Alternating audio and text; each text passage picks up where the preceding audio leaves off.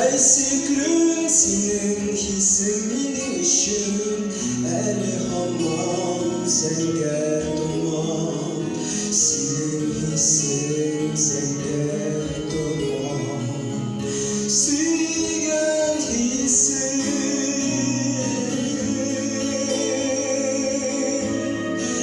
eli hamam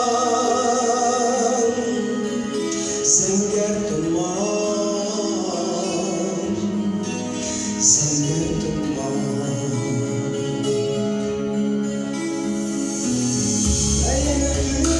Bilgisizlik dizine karşı, dizine karşı, dizine kızdı.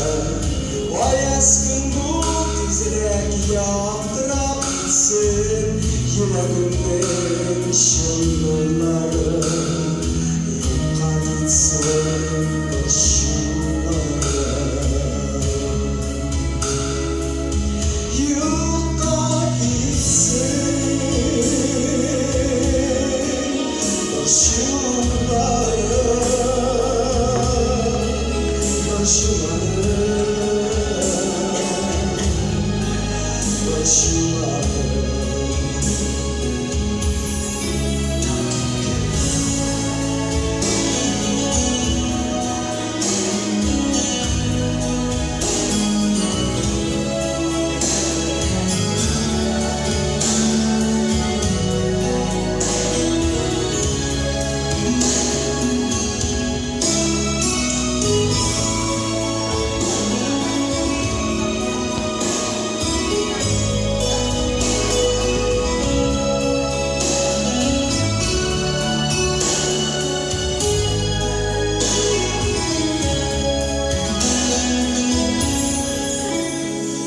Nurlansın dizler, gözlerime nurlu sözlerime batsın dizler.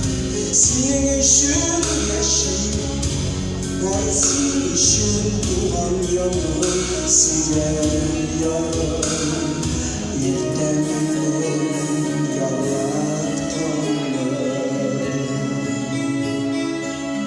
Senin